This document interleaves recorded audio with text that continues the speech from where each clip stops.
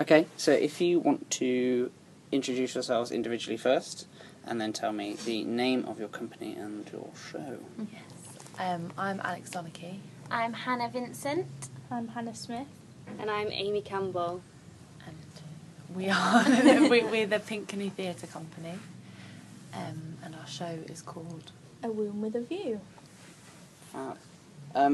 So the name is obviously quite interesting. A play on the popular play Room with a View. Yeah. I can't remember who the playwright was for the life of me. So where did the idea for the name come from, and how does that translate into the show? The name came from the subject matter, I guess. It's about pregnancy, and it's a comedy about pregnancy. So we wanted to get sort of a farcical name, and we just were having a conversation about names, and A Room with a View came up, and we thought it worked because it shows what the subject matter will be. It sort of shows that it's going to be a bit of a comedy rather than a really serious piece, and it is sort of a view into women's lives and their experiences with pregnancy, so we thought it fitted. It's helpful as well that it relates to A Room with a View, because obviously people automatically think of that. Yeah. On the phone people have thought Yeah. we had speech impediment. I was so going to is say it womb or room? No, it is womb. Yeah, the venue manager said, you didn't write A Room with a View. Like, no, we know this. So does the show actually relate much to Room with a View, or is it just No, purely no, on no. just purely the on womb. the comedy of the name? Yeah.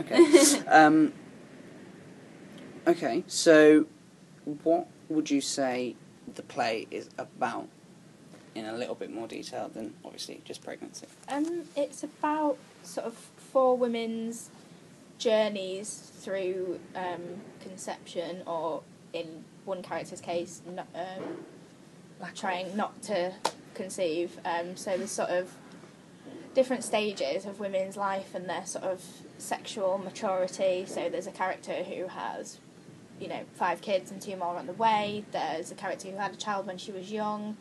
And then the child that she had is also in the piece as a main character, and she's looking towards having sex for the first time. And then there's a character that's struggling to conceive, and we're just sort of trying to show the stories that are the less obvious ones, rather than things that you see like underage and pregnant, or things in the news about a woman's just given birth at 89 and it's ridiculous. So it's sort of the middle ground of things that you see. Did a woman really give birth then? They're old. 89? I think it was. Is that a genuine story? I think it was don't 79, not 89. There was there's a 79-year-old, and she's sort of, the kid's now 5, and she's starting to regret it. I wasn't actually sure that was biologically now. possible. Well, I didn't. I mean, I think I think it's obviously a one-off insemination stuff, and I don't think it's I hope it hasn't happened naturally. So, basically, then you're trying to look at the side of pregnancy that's not really covered. Exactly. Often. Yeah. Okay. And we wanted to make it into a comedy as well, because there's so much kind of like TIE and stuff that's really serious about teenage pregnancy and how it's the end of the world and all that sort of stuff, and we just wanted to approach pregnancy in a different way. Yeah. Do you know what I mean? Okay. So, yeah. Yeah. Sounds fun. Yeah, and there are a lot of, because we did some surveys of women and their experiences that sort of are like our mum's age and like our friends' mums and things like that, and there are a lot of funny things that happen about pregnancy. Like my mum always says, once you've given birth, there's nothing that you're ashamed to do after that. Things happen to you in a sort of fairly public arena in front of strangers that make you not afraid to, you don't get embarrassed easily after that entry. So yeah, a bit exposing. So obviously, from the academic side of things, because this has been produced as part of your university course, there are particular boxes you have to tick, and one of them is that you have to have a certain aim with the piece. So I'm going to ask, just for the academic-minded out there, what would you say the aims of the piece are? Well, we've got 3 main aims. The biggest one is to sort of raise. I can't remember how we specifically worded it, but like to raise awareness of the scope of different experiences with pregnancy that different women of different ages have. You know, we wanted to create a piece that didn't just focus on teenage pregnancy, or like we've said, but to really show different experiences and real experiences as well. Because there's no one thing, isn't it? There's no sort of one story. Every single woman has a completely different experience of pregnancy. With each child as well. Yeah. So that's sort of the main aim, and then We've got entertain and engage. yeah, that's an essential to entertain and engage. Yeah. And to approach all the subject matter empathetically and not, ethically, so that because it is a sensitive issue as well. Yeah. Because some women, obviously it is hard for them, or some people might have found it traumatic and things like that. We don't want to say, oh look, it's really easy, we can do a play about this, even though none of us have kids. We want to say, look, fair play, you are all heroes for doing what you've done. Exactly. It's a celebration, if anything. Like, we're all playing characters that are beyond our age and beyond our experience. So we don't want people to come and think, oh, who do they think they are, trying to play a 30-year-old woman with kids when they haven't experienced that. So we really wanted to approach it in a very empathetic way, in a very relatable way, so that the audience would enjoy it and celebrate the achievement of pregnancy and all that sort of stuff. And how are you going to... because obviously that's going to be a big problem that you guys encounter quite a lot with the whole piece, is that you are going to have some people that are going to say, well... What do you don't know. You'll have the old fuddy-duddy that comes up to you and go, do you have kids? How dare you? You say, yes, I've got 6 at home. I've still made time to make this. So how would you handle that? I think to say, we're not... be honest with them. We know that. And we're sorry if you've taken it the wrong way. But in our opinion, that we celebrate the fact that we aren't of the age yet, we've not been in that position yet, and yet we're able to stand back and say, Christ, they're good. Do you know what I mean? But like Hannah says, they're heroes. It ain't easy. Do you know what I mean? You don't have to have had 6 kids to know it's not easy to let a human being out of you. Do you know what I mean? And and then to look after it. Yeah, and I suppose it's because it's one of these things that affect everyone as they grow up. That eventually you're gonna have to think about: do you want to have kids yourself? So it's something that we're already thinking about and adding it to the piece. We all know people sort of our age who have got kids already, and that's really scary, because as far as I'm concerned, I'm still too young, but no, technically I'm not, and as Campbell says, the whole idea of, we want it to, everybody is going to think about it one day, so we want everyone to think about it. Sort of comes back to the whole, we want people of all ages, of all genders, all 2 of them, to be able to come and watch it and like it. Do you know what I mean? Yeah, that was going to be my next question, because obviously you're all female, and it's a female subject matter. So you could be in danger of already alienating the male population and your male audience. I suppose the thing with that is, obviously, because it's pregnancy, it's already going to be more geared towards women, and women probably enjoy it and relate to it more in that sense. But I suppose, as I said, it affects everyone, pregnancy, and hopefully men will go, and curiosity, you'll get to see a different side of things. Men at our dad's age, they're not stupid. They know that women are amazing for giving birth and looking after them, and pregnancy affects men as well, because you can't make a baby without a man. Exactly. It does affect good for some things. So it's although it is more sort of an actual, having the word womb with a title does make it sort of geared towards the female gender more specifically. It is still. It's not excluding. No, I think that's something that men will still enjoy. Because I was just going to say that I think the thing with it is we've thought one of the sort of research things we did was to see vagina monologues, and there was a whole point of that where it's made okay, how many guys are here, and there were 4 men in the audience, and that's obviously it was a sold out show, wasn't it?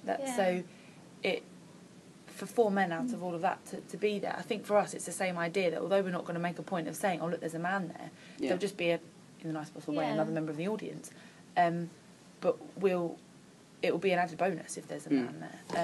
And I think because I think the men that are the men in the audience that have children will recognise a bit of them in the characters that are, because there are male characters in it. Okay. We are being them, sort of high level multi-role, and as well, the characters that are, the audience members that are sort of our age, will see a bit of themselves in the sort of 17-year-old male characters that we've got in there for when you're approaching the idea of sex for the first time. So I think it is a sort of I didn't know that my wife perhaps felt like that, or oh god, I shouldn't have tried to touch both boobs at the same time. When I was 17. So.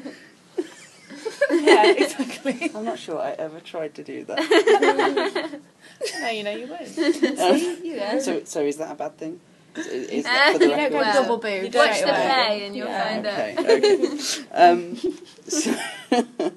So have you consciously then made any deliberate decisions to put content in there for a male audience, or has it literally just been I think the fact that we multi-role quite a lot within the piece. So although we play the 4 main characters, we also play a lot of different characters, and quite a few of them are men. And although the piece is, I guess, marketed towards women, the content is just as relevant to men. And we have, I suppose we have... I think, we have inadvertently. It's the fact that the content we have chosen is all more female, because at the end of the day it's one thing to multi-role, but to multi-role like a man in a serious kind of, if it was, there's no point in trying to play a 26-year-old man with a low sperm count without trying to put a heightened twist on it, because it's not going to get the same kind of, oh god, that's so sad, across. So I think everything we've chosen has been more towards women, but we've noted, I think, in pretty much every single one, how that affects a man. Yeah, because although the 4 protagonists are women, the multi-rolling characters cover the viewpoint of a man in that situation at every sort of given time within the show. Okay, good. So you mentioned the vagina monologues. What were your sort of inspirations for the style of the piece and things like that? Who have you looked at? We've sort of described our piece as a mix between the vagina monologues and Spy Monkey. I don't know if you're familiar with Spy Monkey. So they're kind of really heightened, like multi-rolling characters. Talking the audience. Yeah, talking to the audience, really fast-paced. And then we've got the vagina monologues side of it, which is really telling stories and getting across feelings and sort of that sort of side. Okay, so I guess having seen Oedipus, I guess there's going to be a lot of those scenes where they came out of character, in inverted commas, and talked directly about their real life inverted commas. We did discuss doing like that sort of thing, because when we were starting to rework things and whether we wanted to do like quite a postmodern feel, and we all decided that wasn't really how we wanted to go down the road of things. So to sort of battle that side of things, what we've done is with our characters, it's always our characters talking to the audience. Okay. And rather than us, so it's always our characters. So it'll be our characters making the comments on what's going on. Okay. And that's how we got around the 4 main women characters tell their story to the audience. So. That's interesting. It's weird. That's a nice kind of mix. It's a slight twist. Yeah. So we're hoping. And were they the only sort of other inspirations, or were there? We took some inspiration from some show. There was a show called Diary of a Nobody that we saw. Yeah. Which used sort of not quite puppetry, but object manipulation, and we've used that kind of idea. Like we've got some children within the piece, which we don't play ourselves. We have kind of props and like bits of clothes and stuff like that to play the children. So we've used that as an inspiration as well to get over the obstacle of playing, you know, really young ages or stuff like that. Mm-hmm. And I remember somewhere somebody mentioning, going off the puppetry, that you've incorporated a lot of that into the piece. That's one of your main... It was. Yeah, it's weird actually. Ah, It's okay. weird. Things have changed. It's It's sort of almost changed. taken aback. It's definitely still in there. Yeah. And after a conversation this morning, I think there's still room to sort of throw it in still a bit more, so we can Okay. still have, because that was heartbreaking when we sort of got told, you know, by our tutor that, not that they couldn't be used, just that they maybe shouldn't be used in the way that we were using them. Okay. We naturally sort of almost veered away from it, but actually there was no need. We still have them in there, Mhm. and they will still make a comeback. And we spent too much time in hobbycraft for them not to be Yeah. used. That's really they're gonna be. But no, but if anything, it's been good because now it means that we've got that as well as other levels, Yeah. layers. Sorry, like I feel like Yeah, and there's before that was the main one. ideas of, you know, in a couple of scenes, a puppet in inverted commas coming out of nowhere, and you know being sort of built before you on stage and things like that. Just trying to get different, you know, visually to try and make it as interesting as possible. Okay. Good. And what are you doing with the show after you've done it in Northampton? Are you Gonna break the West End. break Sort the of. West End? In the Lounge Theatre of the Leicester Square Theatre. We've got that booked on the 1st of June. Mhm. A really like mini sort of tour. And we're doing that 2 and 7. Yeah, 1 o'clock and 7 o'clock. 1 and 7 Did she o'clock. hit the 1st of June? Possibly, but that's my birthday. Out there. So just to clarify, the 11th the of June. 11th of June we'll be at Leicester Square Theatre. If you'd like to come to my house on the 1st of June. But then as well, we're looking in the in July at going to Leeds. Okay. That sort of under talks the venue. Mhm. Yeah.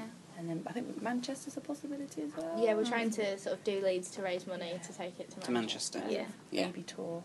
Because it's such a shame you do all this work Oh yeah. for it to be over with. Especially when, I mean, people always say that about a show when you only do a few shows at the end of it. But in terms of, because of this is being so part of our course, it's been in talk since last May. Yeah. So it's literally been nearly a year. And obviously things have changed, but the idea of us being together, us being a theatre company, us doing a show with 4 women, has been there since May last year. So. And is it something that are you planning to stay together as a group and do more, or are you just going to do this show and Never see see where each that other goes, again. and then part ways and go, God, I hated working with the lot of you. At the moment, we don't have any plans to make more work, but I know that I can say I've really enjoyed making this piece and really, really enjoy working as a theatre company. So you never know what could happen in the future. I think it's one that, I mean, obviously, you know, the added bonus, we're friends as well, and it's. And we're still friends. We're still I know, friends. yeah. I know we've got It's 2 weeks stressful left. We'll see what happens. And we're all 3 of us live together as well. I say 3 of us, 4 of us. You've pretty much moved in, and it's got a camp bed. And it's that. But I feel like it's one of those things we will we'll go our ways. We'll support each other no matter we do. But you know, if one of us has an idea, we've even had ideas about buying the rights and doing a little show maybe at Christmas of Vagina Monologues somewhere. Okay. And so it's one of those sort of just watch this space. Sort of As if I've loose. just said watch this space. Loose sort of company and Yeah. sort of sense of we might do some more if we feel like it. Yeah. But if I can't be bothered, I can't be bothered. Okay. Awesome. So you're in Leicester Square in June. Yeah. Yeah. Potentially headed further up north Yeah. in July. Excuse me. What about the show in Northampton? This is an opportunity just for you to plug away. Okay, it's on the 23rd of May at the Picturdome, which is on Kettering Road at 7:30 p.m. In Northampton. in Northampton. Northampton. Yeah. 23rd of May. You can buy tickets on the door Yes. if you wish. There will be helpful front of house staff to help you with that. Yeah. It's £2 for concessions and £3 for adults. So So it's cheap. It's cheap and Yeah. Yeah. You know, It's very cheap, so come along and enjoy the show. Reasonable drinks. Yeah, Get your if drone, nothing yeah, else, there's a bar. afterwards you Get can yourself get all a about pint, it. sit yourself down and let the comedy wash over you, my friends. That's what I will say. Awesome. Well, thank you very much, guys. Thank you. You're very welcome, and I hope that the show goes really well. Wish you all the So best. we. I believe I am the member of Tap the Table that's coming to see your show.